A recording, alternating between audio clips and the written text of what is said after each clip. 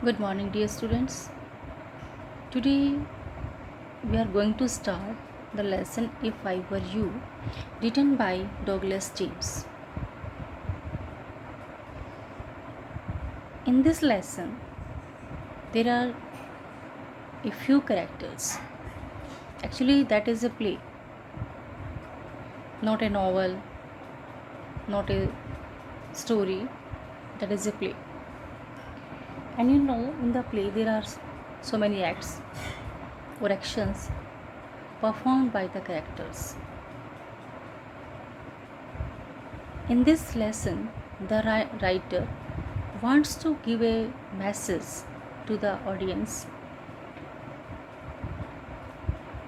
that there should be the presence of mind in every situation,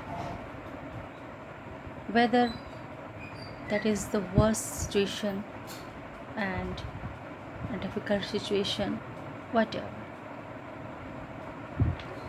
We shouldn't be excited in any situation. We shouldn't lose our temper in any situation.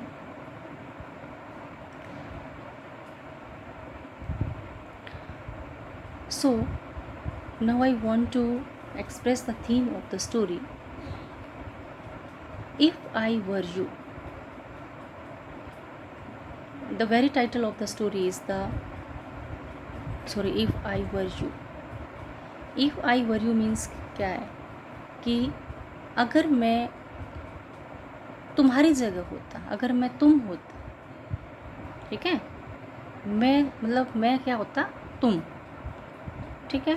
तो इसमें जो है character Gerrard और intruder कोई नाम नहीं बताया गया है यहाँ पर। तो जेरार्ड और इंट्रूडर के बीच में डायलॉग कन्वर्सेशन होती है कि इंट्रूडर का मतलब क्या होता है कि कोई आपकी प्रेजेंस में, आपके घर में, आपकी सीमा में, आपकी लोकेशन में बिना आपकी परमिशन के घुस जाता है, दैट इज़ कॉल्ड इंट्रूडर, घुसपैठिया जिसको बोलते हैं। लेकिन जेरार्ड जो है ना, अपनी विजडम से, अपनी प्रेजेंस ऑफ माइंड से जो है ना, उनको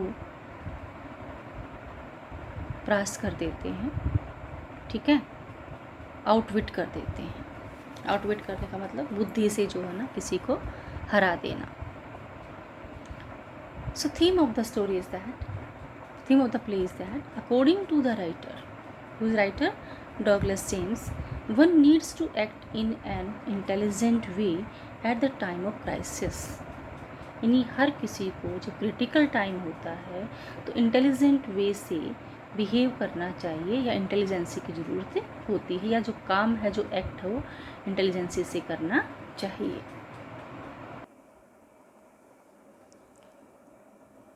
one needs to be bold, हर किसी को बोल्ड होने की ज़रूरत होती है। The presence of mind is always essential at the time of crisis, यानी टाइम ऑफ क्राइसिस मतलब क्रिटिकल जब टाइम होता है तो प्रेजेंस ऑफ माइंड का होना ज़रूरी है, दैट इज़ इसेंशियल, ज़रूरी है। In this play Gerard is the main character. Gerard कौन है यहाँ पर? मेन कैरेक्टर है। He uses his presence of mind and outplays the intruder. अपनी प्रेजेंस ऑफ माइंड से जो है ना वो किसको? इंट्रूडर को हरा देता है। आउट प्लेज का मतलब उस प्ले में जो है ना, उस गेम से बाहर कर देता है। क्या गेम खेलते हैं? जैसे वो उसको क्या कर रहे, ब्लैकमेल कर रहा है, ऐसे मतलब उसकी जगह लेना चाहता है और ख़ुद को बचाना चाहता है intruder. During the talks he learns the intention of the intruder, यानी अपनी प्रेजेंस ऑफ माइंड की वजह से जो है ना, जब वो उससे बात करता है इंट्रूडर, तो उसकी इंटेंशन को वो समझ जाता है। किसकी इंटेंशन को? जेरार्ड जो है ना, वो इंट्रूडर की इंटेंशन को समझ जाता है कि ये क्या चाहता है। Gerard smartly concocts a story concedes a story to outwit the intruder. Gerard भी जो है ना बड़े स्मार्टली तरीके से, बड़ी चतुराई से जो है ना एक स्टोरी बना लेता है, किसको? आउटविट करने के लिए, किसको? इंट्रूडर को। The sense of the humour often helps us, यानी अगर हमारे अंदर सेंस ऑफ ह्यूमर है, यानी मजाकिया हैं, हम हर चीज़ को मजाक के तौर पर लेते हैं, तो वो भी हमारी हेल्प करती है as shown in the play, जो कि प्ले के अंदर दिखाई गई है। Gerard outsmarts the intruder to trap him in his own net. यानी जेरार्ड जो है ना इंट्रूडर से को इतना आउट स्मार्ट्स कर देता है। आउट स्मार्ट का मतलब क्या है कि इंट्रूडर स्मार्ट है लेकिन वो उससे भी ज़्यादा स्मार्ट है, तो स्मार्टली जो है ना वो उसको ट्रैप कर लेता है उसके अपने ही बने हुए जाल में। कि वो कहता है कि अगर काश मैं तुम्हारी जगह हूँ, मैं तुम हूँ, तो तुम वो उसको फंसाना चाहता था जेरार्ड को, लेकिन वो अपने ही जाल में खुद फंस जाता है। स्टोरी क्या है? Intruder entered Gerard's cottage. Gerard की कॉटेज में वो एंटर करता है। Gerard is a playwright, वो प्ले राइटर है, यानी वो प्ले लिखता है।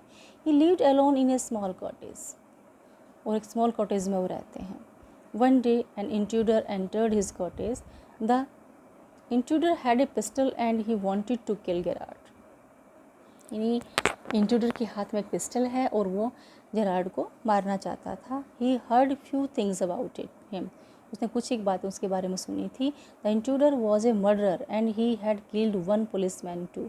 इंट्रूडर जो था एक मर्डरर था, किलर था, और वो एक पुलिसमैन को भी मार चुका था। The police was chasing him and he wanted to adopt Gerard's identity to outsmart the police and live peacefully thereafter. और वो चाहता था, क्योंकि पुलिस उसका पीछा कर रही थी, और वो चाहता था कि वो जेरार्ड्स की आइडेंटिटी ले ले, उसकी तरह वो बोलना, क्योंकि उसने उसको एंटर करते ही क्यों नहीं मारा? उसने उसको एंटर करते इसीलिए नहीं मारा कि ताकि वो उससे बात करे और उसके जो स्टाइल को वो समझ सके कि वो किस स्टाइल में बात करता है, क्या इसके जो पैट वर्ड्स हैं जो यूज़ करता है, क्या इसके मतलब वे ऑफ टॉकिंग क्या है, ठीक है, वो ये जानना चाहता था, इसलिए वो बार बार उससे बात कर रहा था। तो कहते पुलिस उसके पीछा कर रही थी और वो चाहता था कि वो गेरार्ड्स की जो आइडेंटिटी को अडॉप्ट कर ले और आउट स्मार्ट, और उसको स्मार्ट वे से जो है ना उसको मार दे।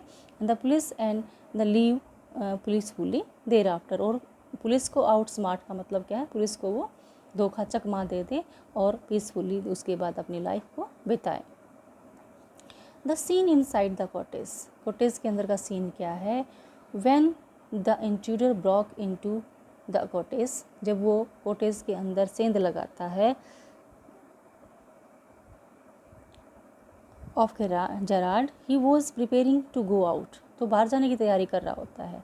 ही was going for rehearsal of his new drama, अपने न्यू ड्रामे के लिए रिहर्सल के लिए तैयारी कर रहा होता है। He was preparing his bed on which he kept the props of the rehearsal, जहाँ पर उसने रिहर्सल के लिए अपने पेपर जो रखे हुए थे, कुछ मतलब प्रूफ रखा हुआ था, ठीक है, तो वहाँ पर से वो